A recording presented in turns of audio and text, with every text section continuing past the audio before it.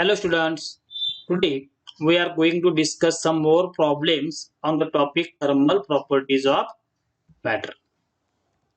So this one is the first problem. या problem मध्ये काय म्हणलंय बघा बरं.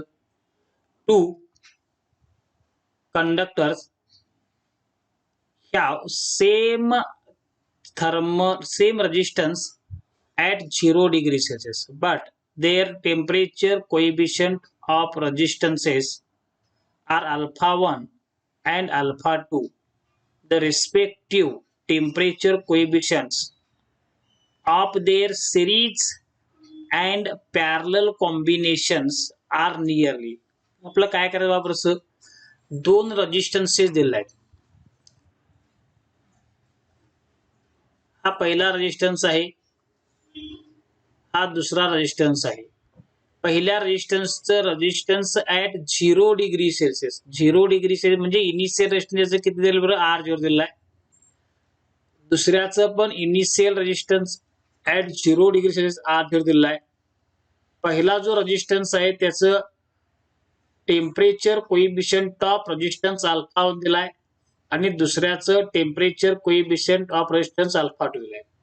त्यामुळे ज्यावेळी त्याचं टेम्परेचर आपण T डिग्री सेल्सिअस करणार त्यावेळी पहिल्याचं रेजिस्टन्स हे R0 पासून R1 इतकं होणार आणि त्याची किंमत असणार R, आपला फॉर्म्युला माहिती आहे R1 equal to 1 plus alpha 1 T होईल.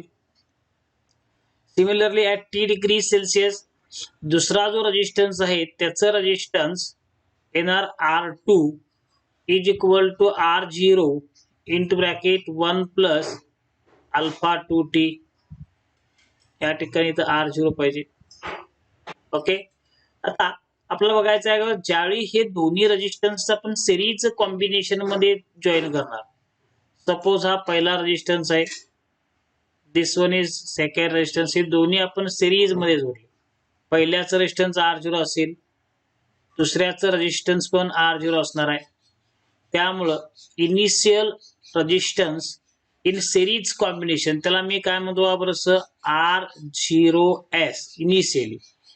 आपल्याला माहिती आहे सिरीज कॉम्बिनेशन मध्ये फॉर्म्युला माहिती आपला R इक्विव्हॅलेंट कसं करतो बरं, R1 प्लस R2 म्हणजे इथे काय येणार R0 प्लस दुसऱ्याचं पण रेजिस्टन्स R0 म्हणजे initial resistance at 0 degree Celsius when they are joined in series is equal to 2R0. Okay, त्यामुळे आपल्याला बघा त्याचं सिरीज कॉम्बिनेशन इक्वल रेजिस्टन्स मी त्याला RS म्हणतो. RS is equal to formula काय येणार बघा, we can write RS is equal to R0S म्हणजे initial resistance into bracket 1 plus alpha S equal into T is equal to, यालाच मी काय म्हणू शकतो, R0S ची व्हॅल्यू वी नो किती आहे बरं, तो 2R0 है ना, इथं आहे.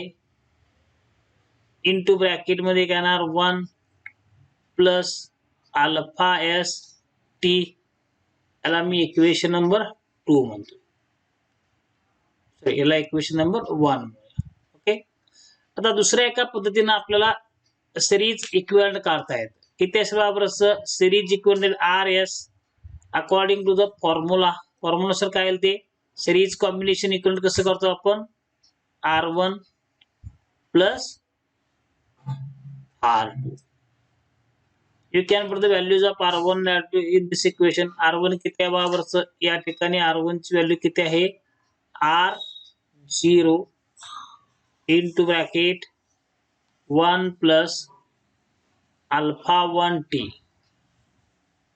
प्लस R2 ची पण व्हॅल्यू इथं आपण वर कॅल्क्युलेट केलंय and that is equal to R0 into bracket 1 plus alpha 2T.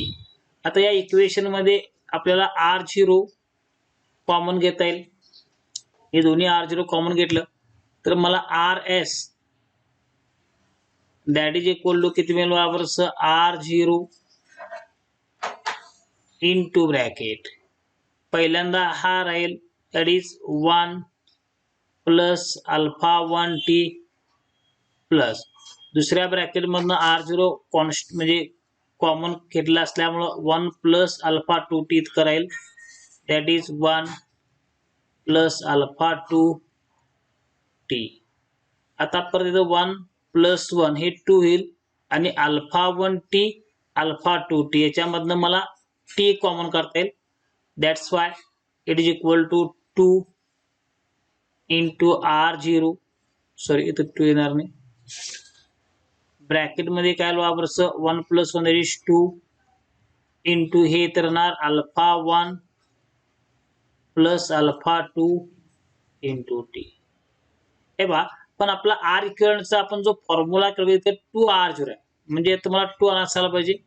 इथून आपलं हे 2 कॉमन काढला तर काय वापरायचं that is equal to 2 into r0 into bracket मध्ये इथं 1 राहील प्लस इथं अल्फा 1 प्लस अल्फा 2 अपॉन 2 येईल कारण आपण 2 कॉमन घेतलाय इंटू टी असं राहील. आता पहा दिस इक्वेशन याला मी इक्वेशन नंबर 2 म्हणतो. इक्वेशन 1 आणि इक्वेशन 2 जर आपण कंपेअर केलं तर आपला alpha S is equal to काय मिळेल बघा परत alpha 1 plus alpha 2 upon 2. That is temperature coefficient of series combination of two resistances. हा किती असेल बरं अल्फा 1 प्लस अल्फा 2 अपॉन 2. याचा अर्थ आपला सिरीज कॉम्बिनेशनचं काय मिळालं बरं इक्विव्हॅलेंट मिळालं. आता आपल्याला परत कशाला करायला लागेल बरं पॅरलल साठी. Okay in case of parallel combination काय होईल बरं कन्सिडर टू रेजिस्टन्सेस. आता आपला इनिशियल पहिला काढून घ्यावा लागेल. This is the parallel combination of two resistances. Initially याचं रेजिस्टन्स R0 आहे, याचे रेजिस्टन्स दुसऱ्याचा R0 आहे. Therefore initial resistance equivalent resistance त्याला मी काय म्हणतो बघा R0p पॅरलल कॉम्बिनेशनला इज इक्वल टू किती बघा बरं वी नो दॅट. याला कसं करतो आपण पॅरलल मध्ये R1 into R2 upon R1 plus R2. इथं R1 R2 दोन्ही सेमच आहेत. That is R0 into R0 divided by R1 plus R2 means R0 plus R0 that is equal to किती येणार आता R0 square upon 2R0 म्हणजे येणार R0 upon. Okay आता ज्यावेळी टेम्परेचर आपण राईज करणार हा 0 डिग्री सेल्सिअस झाला पण when the temperature is changes from T0 to T त्याचं रेजिस्टन्स किती होईल बरोबर असं त्या केस मध्ये पहिला रेजिस्टन्स होणार R1 आणि त्याची व्हॅल्यू किती असणार बरं R1 is equal to R0 into bracket 1 plus alpha 1t होणार T डिग्री सेल्सिअसला. आणि दुसरा जो रेजिस्टन्स आहे त्याचे रेजिस्टन्स टेम्परेचर इन्क्रीज झाल्यामुळे चेंज होणार तो होणार R2 आणि त्याची व्हॅल्यू किती बरोबर R2 इज इक्वल टू फॉर्म्युलानुसार R0 into bracket 1 plus alpha 2t. Okay आता equivalent resistance at T degree Celsius पहिला काउंटिंग करायला लागेल मला. तर सिरीज कॉम्बिनेशन मध्ये मला त्याला काय म्हणतात बरोबर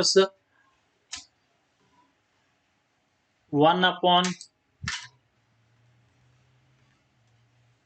RP इज इक्वल टू येणार 1 upon R1 plus 1 upon R2.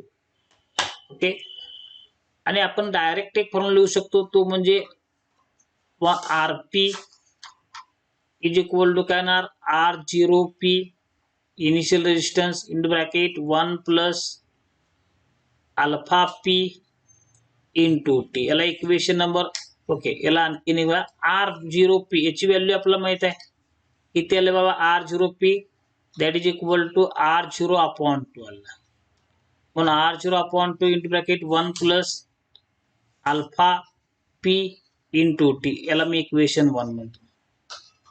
Okay आता इकडे वापरताना आता हे जेव्हा 1 upon RP is equal to याची व्हॅल्यू किती बघा 1 upon R1 ची व्हॅल्यू येणार R0 into bracket 1 plus alpha 1t. Okay, तसंच R2 ची व्हॅल्यू पण सबस्टिट्यूट करूया. That is 1 upon R0 into bracket 1 plus alpha 2p. आता मी काय करतो वापरस, that is 1 upon RP is equal to 1 upon R0. हा या दोन्ही मधून कॉमन घेता येईल, म्हणजे इथे येणार 1 अपॉन R0 इंटू ब्रॅकेट मध्ये काय वापरस 1 upon 1 plus alpha 1t. Okay, plus 1 upon इथं काय वापरस 1 प्लस अल्फा 2t. पुढच्या स्टेपला मी काय करतो बघा, तेव्हा हा जो इथं 1 upon 1 plus alpha 1t, 1 plus alpha 1t हा डिनॉमिनेटरला आहे, त्याला मी न्यूमरेटर लिहितो. त्यामुळे त्याचं इथं पॉवर जो 1 आहे तो वर गेल्यानंतर -1 होईल. That is 1 upon R0 into bracket 1 plus alpha 1t raise to -1 plus similarly 1 plus alpha 2t हा जो डिनॉमिनेटर मध्ये आहे याला पण मी न्यूमरेटरला घेतो, म्हणून काल 1 प्लस अल्फा 2t आणि रेज टू याचा पण पॉवर -1 होईल. Okay, that is equal to 1 upon R0 into bracket.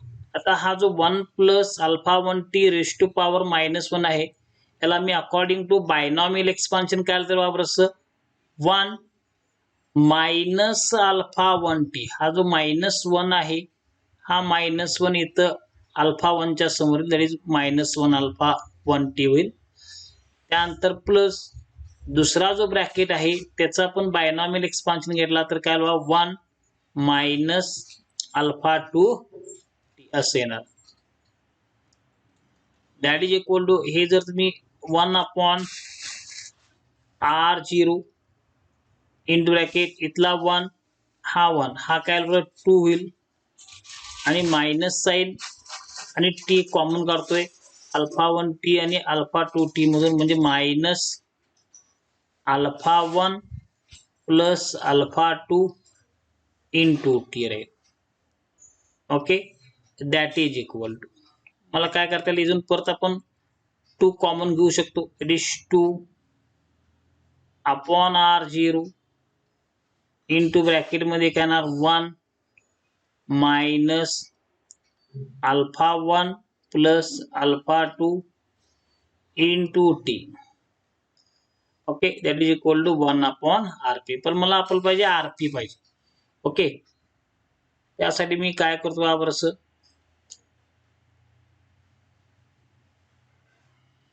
He step मी इथं लिहितोय आता. That is RP equal to reciprocal घेतला.